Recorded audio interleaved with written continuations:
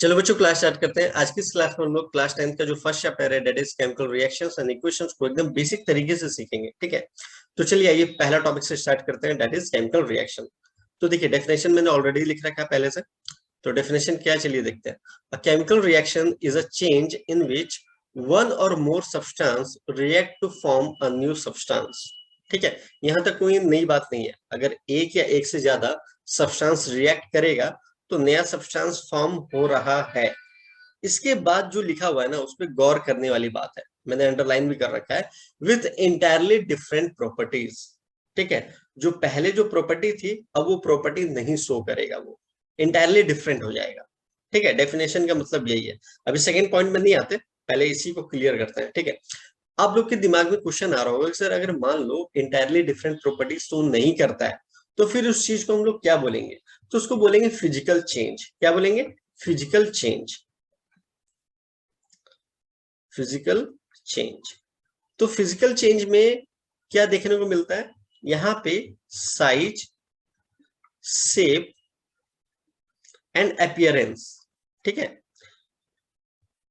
इसमें चेंज देखने को मिलता है। बट जो फॉर्म होता है ना उसका प्रॉपर्टीज डिफर नहीं करता है फिजिकल में। ठीक है, और ये दूसरी बात यहां पे देखो केमिकल रिएक्शन में क्या लिखा हुआ है, it can not be reverse by physical method. मतलब फिर से हम दोबारा उस चीज को नहीं बना सकते, बट फिजिकल में हम लोग दोबारा से उस चीज को बना सकते हैं। तो ये एक रिवर्सिबल प्रोसेस होता है। ठीक है, तो यहाँ पे लिख देंगे रिवर्सिबल। ठीक है, फिजिकल में तो इसी जिस तरीके से हम लोगों ने फिजिकल चेंज के बारे में पढ़ा है तो केमिकल चेंज के बारे में मैं बता देता हूं आप लोग।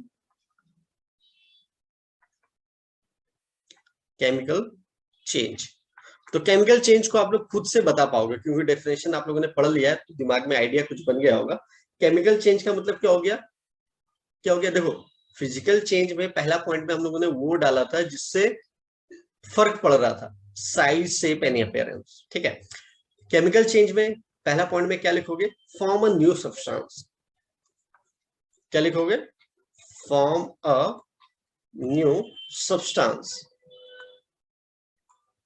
ठीक है, और दूसरा क्या लिखोगे? दूसरा लिखोगे नॉट रिवर्स, ये रिवर्स हो नहीं सकता। आया समझ में बात? ठीक है, तो कोई भी आज के बाद से आपसे अगर physical change and chemical change के बीच का डिफरेंसेस पूछेगा तो आप बता पाओगे। ठीक है, एक एक एग्जांपल ले लेते हैं। फिजिकल चेंज का एग्जांपल लेते हैं। मान लो जैसे बोर्ड पे अगर हम लोग चौक से लिख रहे हैं, ठीक है, उस चौक को मैंने तोड़ दिया। क्या कर दिया? तोड़ दिया, तो दो अलग अलग हिस्सों में बट गया वो। ठीक है, that is the physical change. But अगर चौक को मैंने तोड़ा है, दो अलग अलग हिस्सों में बटा है वो, तो वो चौक ही रहेगा, कुछ और नहीं बन जाएगा। दूसरी बात, पहला पॉइंट तो हम लोगों ने बता दिया, शेप एंड साइज अपीयरेंस में फर्क पड़ रहा है। दूसरा रिवर्सिबल, हाँ दोनों टूटे हुए चौक को फिर से हम जो चौक पहले से था उसको हम बना सकते हैं, तो दैट इज द रिवर्सिबल।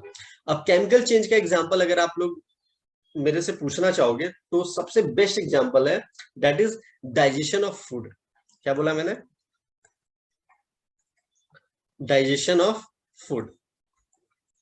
ठीक है, अगर आप कुछ फूड को इंटेक करते हो, ठीक है, तो कुछ समय के बाद फिर वो स्टूल के रूप में बाहर निकल जाता है, बट आप स्टूल से फिर से फूड नहीं बना सकते, तो नॉट रिवर्स।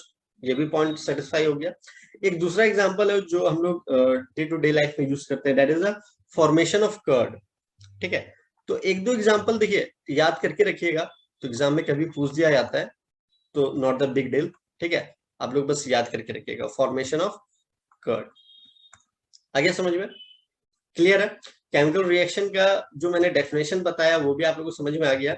उसका जो दूसरा पॉइंट था, it can not be reverse by the physical method. अच्छा, अब ये जो फिजिकल मेथड है तो सर क्या क्या हो सकता है फिजिकल मेथड? अरे यार बहुत सारा है, लाइक डिस्टिलेशन है, फिल्ट्रेशन है, इवोपोरेशन है, ये सारी आपके फिजिकल मेथड के अंदर आती है।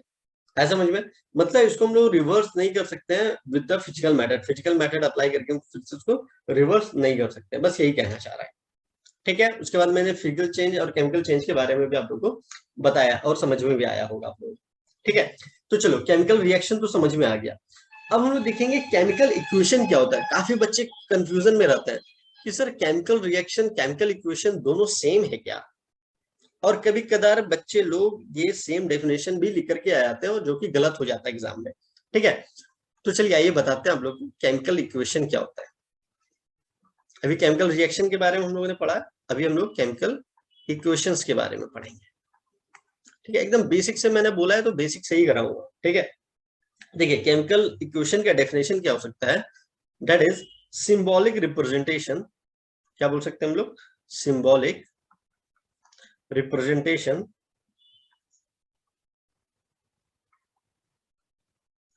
symbolic representation of a chemical reaction, इसी को बोलते हैं केमिकल इक्वेशन। ठीक है, एग्जांपल के तौर पे H2 प्लस O2, ठीक है, ये क्या बना देगा, H2O। ठीक है, अब देखो डायरेक्टली मैंने ये जो चीज लिख दिया है, ठीक है, इसको इससे पहले हम लोग क्या लिख सकते थे, देखो ये क्या है, ये हाइड्रोजन है,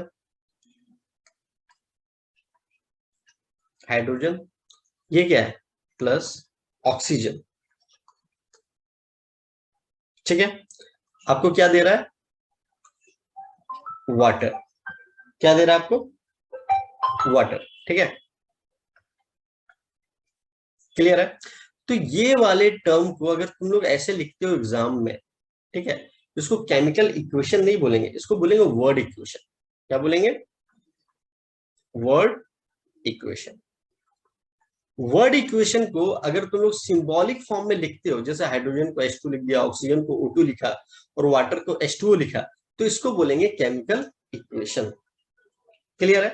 बट एक चीज मेंशन करना मैंने भूल गया यहाँ पे, क्या, with with mention of physical state, ये लिखना बहुत जरूरी है। क्या लिखना जरूरी है, with with mention of physical state. अब तुम लोग सर ये फिजिकल स्टेट किस तरीके से हम लोग मेंशन करेंगे, तो देखो सॉलिड के लिए S यूज कर लेना, ठीक है, लिक्विड के लिए L यूज कर लेंगे हम लोग, गैस के लिए हम लोग यूज कर लेंगे स्मॉल g, और एक्वस के लिए, आप बोलोगे सर ये नया वर्ड क्या है एक्वस, ये भी बता देता हूं मैं। एक्वस के लिए AQ यूज कर लेंगे, ये A लिखा है मैंने स्मॉल a स्मॉल q, ठीक है, AQ। अब ये एक्वस है क्या, यहाँ पे लिख देता हूं मैं, एक्वस क्या है, एक्वस सॉल्यूशन। ठीक है, एक्वस सॉल्यूशन वैसे सॉल्यूशन को बोलते हैं इन विच सॉल्वेंट इज वाटर। देखो सॉलिड सॉल्वेंट होता है, ठीक है, बट यहाँ पे हम लोग ज्यादा डिटेल में नहीं आएंगे कि सॉल्यूशन जो दो चीजों से मिलकर के बनाता है, एक सॉलिड एक सॉल्वेंट। बट सॉलिड सॉल्वेंट क्या होता है उसके मतलब बेसिक डिटेल में हम लोग नहीं आएंगे, बट सॉल्वेंट अभी जान लो कि सॉल्वेंट वहां पे अगर वाटर होता है तो उसको बोलेंगे एक्वस सॉल्यूशन। तो यहाँ पे लिख देता हूं मैं, it is a it is a it is a solution it is a solution in which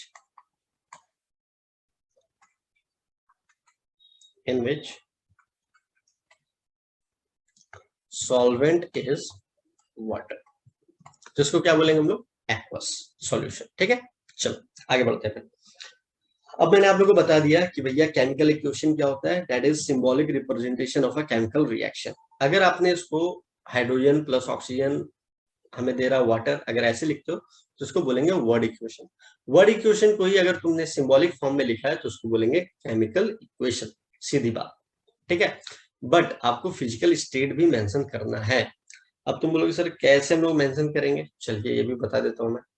reactant और प्रोडक्ट जानना बहुत ही जरूरी है, ठीक है ना।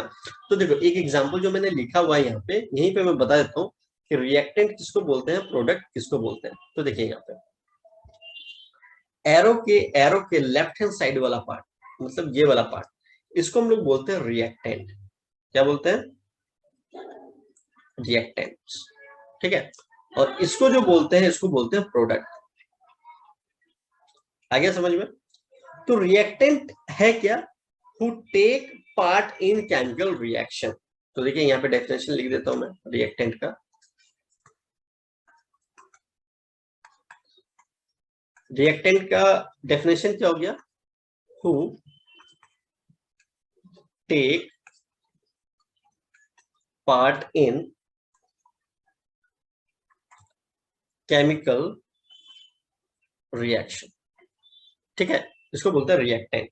कुछ भी हो सकता है भाई, वो मॉलिक्यूल्स हो सकता है, एटम्स हो सकता है, आयंस हो सकता है। ठीक है, यहाँ पे मेंशन कर देता हूं मैं, मॉलिक्यूल्स हो सकता है, एटम हो सकता है, आयन हो सकता है, जो पार्टिसिपेट करता है, जो हिस्सा लेता है केमिकल रिएक्शन में। ठीक है, उसके बाद प्रोडक्ट क्या है? प्रोडक्ट क्या है? प्रोडक्ट को बोलते हैं the substance which are formed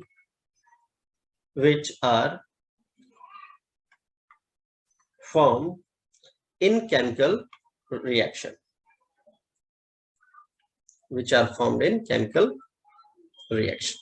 जिसको बोलेंगे प्रोडक्ट। एग्जाम्पल जो मैंने पीछे लिया हुआ था, H2 प्लस O2, आपको क्या दे रहा था? H2O। तो ये H2 एंड O2 ये क्या कर रहा है? To take part in chemical reaction, जिसको बोलेंगे रिएक्टेंट। और ये क्या हमारा फॉर्म हो गया ना, ये तो चीज फॉर्म हो गया, तो इसको क्या बोलेंगे? प्रोडक्ट। तो रिएक्टेंट प्रोडक्ट का कॉन्सेप्ट क्लियर हो गया। ठीक है, अब देखो जरा ध्यान से इस केमिकल रिएक्शन को तुम देखो। ठीक है, यहाँ पे नंबर ऑफ एटम जो है, H के पास 2 है, यहाँ भी H 2 है। चलो ठीक है, यहाँ पे O जो है वो 2 है, यहाँ पे O जो है वो 1 है। मतलब बैलेंस नहीं है। बैलेंस का मतलब यहाँ पे जितना एटम होगा यहाँ पे भी उतना ही होना चाहिए, तो इसको बैलेंस कहते हैं।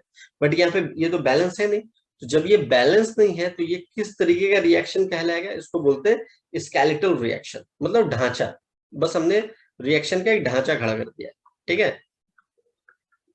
तो इसको क्या बोलेंगे? Skeletal reactions. ठीक है, अगर तुमने इसको बैलेंस कर लिया, कैसे बैलेंस करोगे? हिट एंड ट्रायल मेथड से मैं बता देता हूँ, बट इसका शॉर्टकट भी मैं बताऊंगा। क्योंकि देखो, हिट एंड ट्रायल मेथड अगर तुम एग्जामिनेशन में यूज करते हो तो बहुत ज्यादा टाइम लेगा, बट ये फर्स्ट क्लास है तो मैं उस पर नहीं जाऊंगा, ट्रिक पे नहीं जाऊंगा। अभी मैं आपको हिट एंड ट्रायल ही बताता हूँ, जो बेसिक कॉन्सेप्ट है इसका। ठीक है, उसके बाद जो नेक्स्ट वीडियो पे मैं आपको जब बैलेंसिंग सिखाऊंगा, वहां पे ट्रिक भी बताऊंगा। तो अगर उस ट्रिक को आप मतलब कि आपने अपना लिया तो कोई भी क्वेश्चन नहीं छूटने वाला एग्जाम में। ठीक है ना, तो इस चैप्टर का सबसे इंपॉर्टेंट वही है, बैलेंसिंग ही है। ठीक है ना, तो देखिए इसको थोड़ा सा मैं बैलेंस करता हूँ हिट एंड ट्रायल मेथड से। जैसे मैं यहाँ पे देख रहा हूँ कि हाइड्रोजन 2 है, यहाँ पे हाइड्रोजन 2 है, कोई पंगा नहीं है। यहाँ पे ऑक्सीजन 2 है, यहाँ पे ऑक्सीजन 1 है।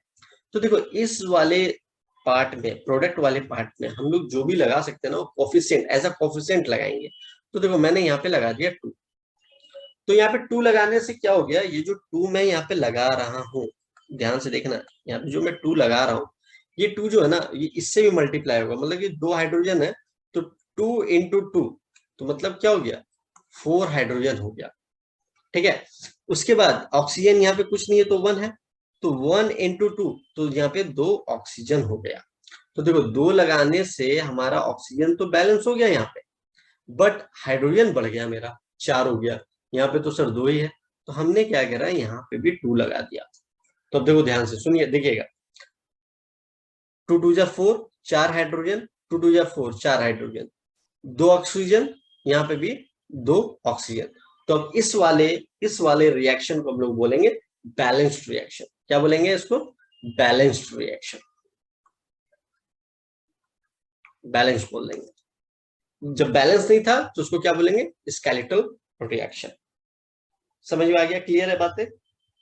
ठीक, पक्की बात। चलो अब देखिए, जैसे आपको मैंने एक एग्जांपल के तौर पे अभी बताया था, ये क्या एग्जांपल था हमारा? हमारा एग्जांपल था हाइड्रोजन, हाइड्रोजन प्लस ऑक्सीजन। आपको क्या दे रहा था? आपको दे रहा था वाटर। तो इसको आपने क्या बोला था? इसको आपने बोला था ये होता है वर्ड इक्वेशन। तो जैसे मैंने आपको दे दिया वर्ड इक्वेशन, मैंने बोला कि आपको फॉर्म करना है क्या? केमिकल इक्वेशन, मतलब सिंबॉलिक फॉर्म में। तो अब आप बोलोगे सर हाइड्रोजन तो H होता है, बट सर आप H2 क्यों लिख रहे थे, है ना भाई, H2 क्यों लिख रहे थे? सर ऑक्सीजन तो O होता है, आप O2 क्यों लिख रहे थे? तो देखो मैं आपको बताता हूँ। एक्चुअली क्या है ना कि बहुत सारे एटम जो हैं वो मतलब कि अकेले नहीं जाते हैं, मतलब कि उसको कोई ना कोई साथी चाहिए होता है। तो ऐसे बहुत सारे हैं जिनको साथी चाहिए होता है, तो उनमें से हाइड्रोजन भी है और ऑक्सीजन भी है। जैसे फॉर एन एग्जांपल मैं हाइड्रोजन का लेता हूँ, ये कभी भी अकेला पार्टिसिपेट नहीं करता है, इसको एक चाहिए चाहिए। तो अगर इसने अपने ही वाले को पेयर, मतलब कि जैसे मान लो फॉर एग्जांपल मैं मार्केट जा रहा हूँ, ठीक है, मैं कभी अकेला जाता ही नहीं, मैं किसी को ले लेता हूँ, ठीक है। अगर मैंने किसी और को ले लिया, मतलब मैं अपने आप को नहीं ले रहा हूँ, ठीक है। अगर मैं अपने ही डुप्लीकेट के साथ, मतलब कि अपने ही जैसे आदमी के साथ, अपने ही तरीके से हूबहू मैं अपने वाले के साथ ही जाऊं, तो एक अलग केस बनेगा। अगर मैं किसी और के साथ जाता हूं तो फिर ये अलग केस बनेगा। Cl ले लेता हूं इस बार, ठीक है। तो ये दोनों फॉर्म होकर के बनेगा H2, तो इसको बोलेंगे मॉलिक्यूल। देखो जब ये फॉर्म होकर के बनता है तो मॉलिक्यूल्स बनते हैं, बट मॉलिक्यूल्स किसका, मॉलिक्यूल्स ऑफ एलिमेंट बोलेंगे जब सेम सेम ग्रुपिंग करेगा। तो इसको बोलेंगे मॉलिक्यूल्स ऑफ एलिमेंट, ठीक है। बट डिफरेंट डिफरेंट, जैसे H हो गया Cl हो गया, दोनों मिलकर HCl बनेगा, ठीक है। मॉलिक्यूल्स तो बोलेंगे, बट ये क्या है, मॉलिक्यूल्स ऑफ कंपाउंड। तो ये छोटी छोटी बातें हैं, आपको दिमाग में रखना पड़ेगा। तो आप वर्ड इक्वेशन से केमिकल इक्वेशन तभी बना सकते हो जब आपको एटॉमिसिटी और वैलेंसी, ये दोनों चीजें अगर पता होंगी तभी आप बना पाओगे, ठीक है। अब तुम बोलोगे सर कैसे, एटॉमिसिटी अब क्या होता है? भैया एटॉमिसिटी का मतलब क्या हो गया, number of atom in the molecules of an element. तो देखो ये मॉलिक्यूल बनाया ना, मॉलिक्यूल्स ऑफ एलिमेंट क्या बना यहाँ पे, H2। अब बताओ यहाँ पे नंबर ऑफ एटम कितना है, 2 है भैया, तो इसका एटोमिसिटी कितना हो गया, 2। आ गया समझ में, क्लियर है बात, कोई दिक्कत नहीं, एटोमिसिटी समझ में आ गया। फिर दूसरी चीज यहाँ पे लिख देता हूं मैं, दो चीजों की आपको जरूरत पड़ेगी। पहला है एटोमिसिटी। एटोमिसिटी क्या होता है, number of atoms in the molecules of an element, लिख लेना आप लोग, ठीक है। दूसरा आपको वैलेंसी। अब ये वैलेंसी क्या है भैया, combining capacity with other atoms, ठीक है। ऑक्टेट डुप्लेट जो बना सकता है वो लोग, ठीक है। ऑक्टेट बनाने के लिए कितना वो लेगा या देगा, जो भी चीजें हैं वो वैलेंसी आपको पता होनी चाहिए। तो जैसे हमने एग्जांपल के तौर पे लिया हाइड्रोजन, तो भैया हाइड्रोजन अकेला तो जाएगा नहीं, तो अपने संग को साथ में लेकर के जाएगा। तो ये H2 प्लस ऑक्सीजन भी उसी तरीके का है, तो ये भी साथ में ले लेगा किसको, O2। तो मिलकर के क्या बन जाएगा, H2 प्लस O2, ये क्या बनाता है, वाटर, H2O, है ना। बट ये बैलेंस कैसे करेंगे हम लोग, बैलेंस कर देंगे इसमें, यहाँ 2 लगा करके यहाँ पे 2 लगा के, हीट एंड ट्रायल मेथड अभी समझाया था आप लोग, ठीक है। कोई दिक्कत यहाँ तक, और अच्छे तरीके से सीखना है, ठीक है। सर ये रिएक्टेंट्स यही प्रोडक्ट क्यों बन रहा है ये भी सीखना है, तो डिस्क्रिप्शन में मैं उस वीडियो लिंक को डाल दूंगा, क्लास 9th का टॉपिक है, तो आप क्लियर कर लेना वहां से, ठीक है ना। चलो देता हूं मैं दूसरा वर्ड इक्वेशन, ठीक है। वर्ड इक्वेशन आपका sodium, sodium plus chlorine gas, ठीक है, फॉर्म करता है सोडियम क्लोराइड, सोडियम क्लोराइड, ठीक है। चलिए वीडियो को पॉज करो और खुद से एक बार ट्राई करो। देखो सोडियम जो है ना, वो उसको मतलब कि किसी का साथ नहीं चाहिए होता है, ठीक है, अकेला एग्जिस्ट करता है। तो सोडियम के लिए हम लोग लगा देते हैं, Na, ठीक है, प्लस क्लोरीन, भैया इसको तो साथ ही चाहिए, है ना, तो अपने वाले को ही ले लेता है साथ में, तो Cl2 लिख दिया हमने यहाँ पे, ठीक। तो Na प्लस Cl2 ये आपको क्या बना के देगा, क्या बना के देगा आपको, ये बना के देगा आपको NaCl, that is sodium chloride. अब देखो ये बैलेंस है, देख लेते हैं हम लोग। Na सिंगल है, Na सिंगल है, दैट इज ओके। यहाँ पे Cl जो है वो 2 है, यहाँ पे Cl जो है वो 1 है, तो बैलेंस नहीं है। तो बैलेंस करते हैं हीट एंड ट्रायल मेथड से, ठीक है। तो जैसे मान लो यहाँ पे मैंने 2 लगा दिया, तो इस बार क्या होगा, 2Na 2Cl हो गया। तो देखो Cl2 तो ठीक है, ये तो ठीक है, Cl का तो कोई पंगा नहीं हुआ, ठीक है। बट अब जो Na है वो गड़बड़ हो गया। तो Na यहाँ पे 2 है, यहाँ पे सिंगल है, तो यहाँ पे 2 लगा दो।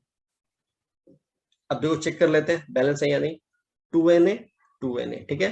Cl2 Cl2, that is okay. तो ये बैलेंस हो गया। क्लियर है यहाँ तक? तो क्लियर हो गया, ठीक है। अब मुझे एक बात बताओ कि आप देखते साथ पता कैसे लगा पा रहे हो कि सर हाँ यहाँ पे केमिकल रिएक्शन हुआ है, ठीक है। आप कैसे आइडेंटिफाई कर रहे हो कि सर यहाँ पे केमिकल रिएक्शन हुआ है, किन बातों को मद्देनजर रखते हुए, ठीक है। तो बहुत सारे ऐसे पॉइंट है जो आपको दिमाग में रखना होगा, जिसके हिसाब से आप बोल सकते हो कि हाँ सर यहाँ पे केमिकल रिएक्शन हुआ है, ठीक है। तो इस टॉपिक का नाम है आइडेंटिफिकेशन ऑफ केमिकल रिएक्शन, या उसको दूसरे तरीके से आप बोल सकते हो केमिकल रिएक्शन इन्वॉल्व्स। तो कौन कौन सी बातें हैं? तो पहला जो पार्ट है that is change in state, state में चेंज आ जाएगा, सॉलिड से लिक्विड बन जाएगा, लिक्विड से गैस बन जाएगा, ठीक है। तो स्टेट में चेंज होगा, चेंज इन स्टेट, ये हो सकता है। या फिर change in colour, change in colour हो सकता है। या फिर इवेल्युएशन ऑफ गैस, गैस का बनना, है ना, ये हो सकता है। फोर्थ पॉइंट पे आप लिख सकते हो change in temperature, change in temperature, temperature में चेंज हो सकता है। और फिफ्थ पॉइंट जो है that is formation of precipitate, formation of precipitate. अब ये प्रेसिपिटेट है क्या, नया वर्ड देखने को मिल रहा है, इसको बोलते हैं इनसॉल्युबल सब्सटेंस। क्या बोलते हैं? इनसॉल्युबल, इनसॉल्युबल सब्सटेंस, इसी को बोलते हैं प्रेसिपिटेट। आया समझ में? तो ये बातों का ध्यान रखिएगा, जिसके हिसाब से हम लोग बोलते हैं कि सर हाँ यहाँ पे केमिकल रिएक्शन हुआ है। आ गया समझ में? तो आज के लिए बस इतना ही, हम लोग नेक्स्ट क्लास में मिलते हैं इसके आगे का टॉपिक के साथ, और बहुत ही इंपॉर्टेंट टॉपिक कराऊंगा, बैलेंसिंग। तो बने रहिएगा और बेसिक से अपना कॉन्सेप्ट को क्लियर कीजिएगा। तो मिलते हैं नेक्स्ट क्लास में न्यू कॉन्सेप्ट न्यू वीडियो के साथ। Till then bye bye, take care.